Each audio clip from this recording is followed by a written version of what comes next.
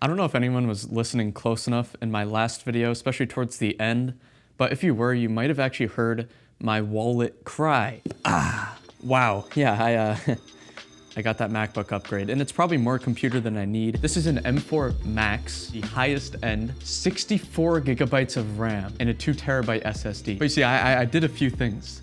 This MacBook, I'm gonna be trading in. This M1 Pro is 14 inches and the absolute base model. So 16 gigabytes of RAM and a pitiful 512 gigabyte SSD. That takes off $715. Number two, this Apple credit card right here. It's like a minimalist's dream, and it doesn't really draw that much attention, which I like, unless you drop it.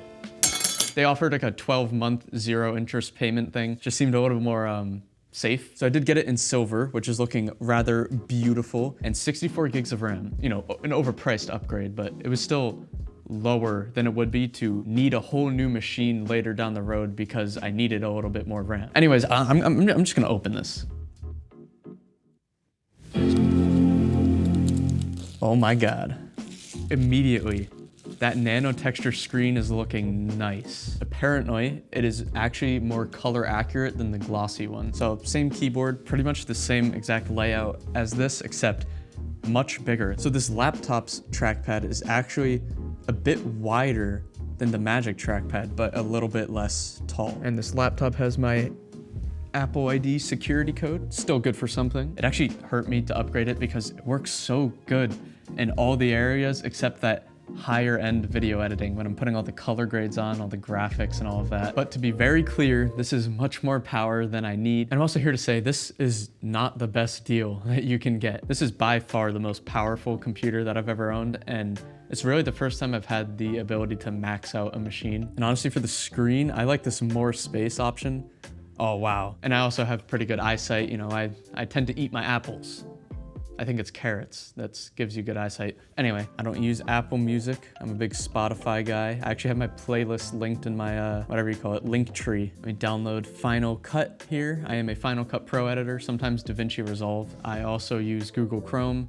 That's the real reason why I got 64 gigs of RAM, because Chrome just eats it up. I don't know if my little second camera here is picking it up, but there's a huge difference on the display with the nano texture. I am really glad I got that. I don't even think I'll be working outside that much. I mean, maybe now I kind of have to go to a coffee shop. So I'm like, you guys see that logo? M4 Max. You know how much I spent on that? It's a $150 upgrade. So again, for me, I plan on keeping this machine for a long time. And I think it was worth that price just to get it the way I would prefer it, because it's gonna be mine. I'm gonna make this machine mine. And people talked about that the blacks aren't as deep. That is a little more visible. There is a contrast difference, but without them side by side, it's not gonna make a difference to me. Another issue people seem to have is the fan noise on the M4 over the M1 series. When I'm editing, I don't care about fan noise. The fans just means it's cooling it. And if it's cooling it, that means it has power. And I hope a laptop I spent 4,000 bucks on has power. You know, there's part of the fun is just reinstalling everything. I kind of like it because it's like, it's exciting, a new device. Pretty much all my freelance editing jobs that I was using this in my desktop for before I needed an upgrade was just people playing video games. It was screen recordings and maybe a webcam clip. But now I'm getting into cameras and, you know, log footage, codecs. It needs color grading, 422 10-bit, all these nerdy things that I never really thought I was gonna be a part of, but now I am. And for the editing, I do have a video that is finished, but not rendered yet. So what I'm gonna do is transfer the library to both computers and render it out side by side. I have to resync everything now, but it should be pretty easy. Final Cut is usually pretty intuitive. Although I will say, I have been running into some little glitches and issues. Oh yeah, I don't even have any of the plugins installed. Like it's definitely smoother. Okay, gonna let those go now. Yeah, as expected, the M4 Max, the highest end one you can get pretty much, is blowing the M1 Pro out of the water. Yeah, this is so far easily doubling it. This is at 40%, this is at 20%. And I still do not hear the fans in either of them. I do have the battery mode on automatic, not high power. I will be getting into more of the first impressions a little bit later in this video. 85% done and 60% done, so that's kind of catching up. Yeah, well, there is a performance difference, that's for sure. This one finished, by the way, and this is at still 65%. Share failed. It's because my disk space is full. You see, getting that upgrade isn't that crazy. You know, 2 terabytes, I think, is the sweet spot. The MacBook Pro has been perfect. And I've been doing a fair bit of editing. As you can see, that's actually the DaVinci Resolve Fusion page. Something else I will say is the 14-inch right here almost feels a little more premium. I don't know why. I think it's probably because it's more compact. But I mean, in my situation, I would much rather prefer the bigger screen. No, this is sad. I thought I would be keeping this one around for a lot longer. See, look at that glare. Nano texture would never erase all content. Goodbye, space gray M1 Pro MacBook Pro. Lock it in like that.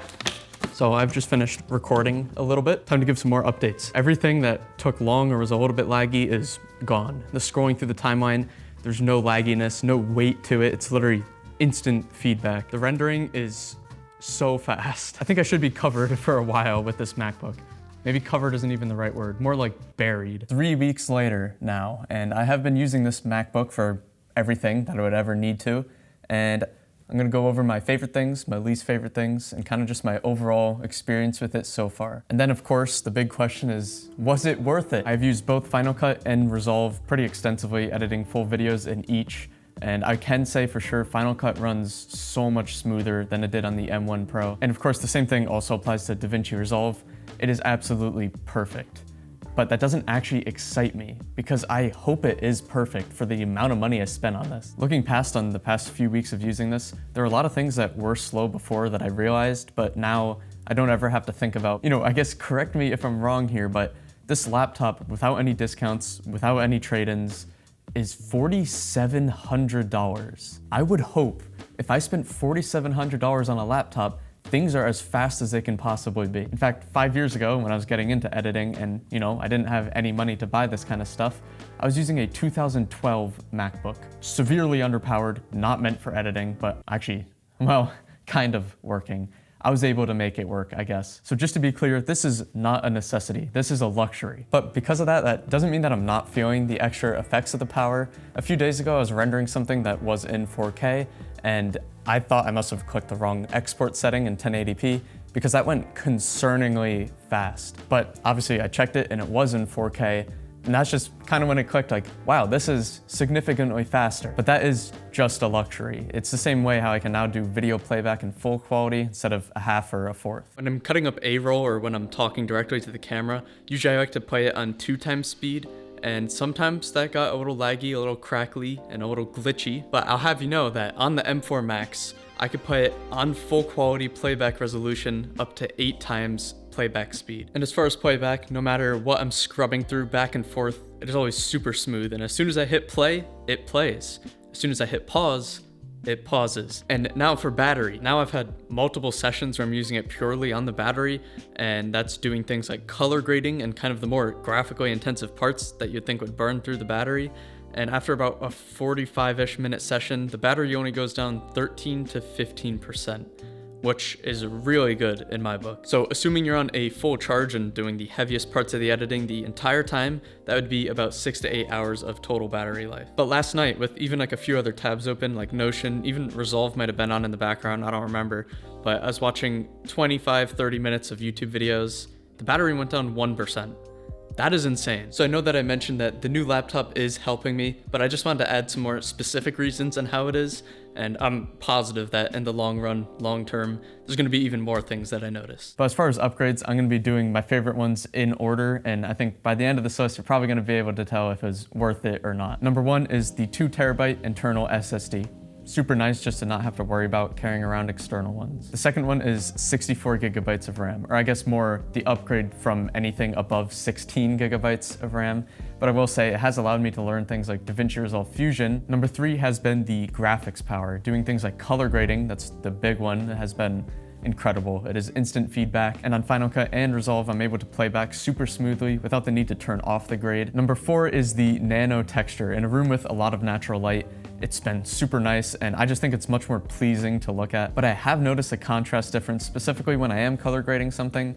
On the display, it looks like it hit pure black, but on the scopes, there's still a lot of room to maneuver. But that's also the idea of if it looks good on a nano texture display, it also looks good on a glossy display. But if something looks good on a glossy display, it might not look as good on a nano texture. So I'm okay with that drawback for the benefits that the nanotexture has. And another little benefit of nanotexture is apparently it's actually more color accurate, which is always nice when you're working with color. And of course, the part that was most worth this $4,700 laptop is the $20 Apple microfiber cloth that comes with it because of the nanotexture. I wish I was lying saying this is 20 bucks, but I think it is. My fifth favorite thing is actually a big one, a 16-inch big one. The bigger display is actually really nice when you're just using the laptop alone like this, or even when you have it plugged into your setup. In my situation, the extra screen size will pretty much always be useful. My sixth favorite thing is the absolutely massive trackpad. It's not that I even felt like the 14-inch MacBook's trackpad was too small or anything. It's just that the bigger one is just nicer to me, so it's a pro. And last on the list of my favorite things is actually the speakers, which is actually a shame. It's just because I'm normally using earbuds, but these are probably the nicest sounding speakers I've ever heard on a laptop. In fact, is it socially acceptable to play a Kanye song in 2025? They sound really, really good. And now for my least favorite things about this laptop. Number one is silver. It's not that I don't like silver, it's that they got rid of space gray, which was the most elite color. And number two, the last thing on this list, this might be a shocker here, the price. This laptop is not a good deal. It is not a good value. The Max Studio M4 Max came out, and with the same exact specs that I have in this, and that would be $1,400 cheaper. But I do actually have some reasons of why I opted for the laptop instead of a desktop. And the biggest one is I don't know where my work is gonna take me. And I mean that in a figurative and a literal sense. I don't know if I'm gonna be ever traveling around for a job or a gig where I wanna be able to have the portability. I just wanna have that option. Is it worth $1,400? No. But I am gonna keep this and I'm not gonna trade it in. And that is because I do fully believe that this is the best laptop for my workflow. But that doesn't mean it's the best value. Some things that were on some other people's con list of this laptop is fan noise and battery life.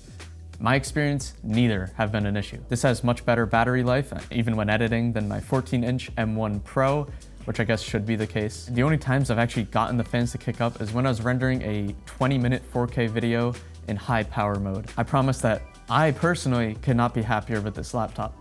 It's not worth it though. This is an iPhone 11. I don't need to upgrade. It does everything I need it to. So every decision I made when buying this laptop was to future-proof it for however long. I'm gonna use this as long as possible. Like the color of it, I got it in silver, so it's a little bit less prone to visible dents and scratches. I got more RAM than I think admittedly I would ever need. And then I also got the internal storage upgrade, which could be really nice if I'm ever working with huge video files. And like I said, I've already been putting the extra RAM and graphics and storage and all of that to use in my workflow. Am I using all of the power? Probably not, but it has allowed me to learn things like Resolve Fusion, like this cool effect that I did on one of my videos. 2 weeks ago, I had absolutely no clue how to do any of that. And on my old MacBook, that would have not been very smooth. But I guess with all of that, I likely won't ever buy anything like this again, but I really don't think I'll ever have to consider buying anything like this again for a very long time. I can't wait to really start breaking this in, putting it to work, and seeing what I'm capable of creating through it. So I guess with that, this is Scary holding it with one hand. Feel free to roast me in the comments for making bad financial decisions. And on this channel, I document my creative lifestyle, which includes videos like these. So if that is something that you want to follow along with, feel free to subscribe, and thank you for watching.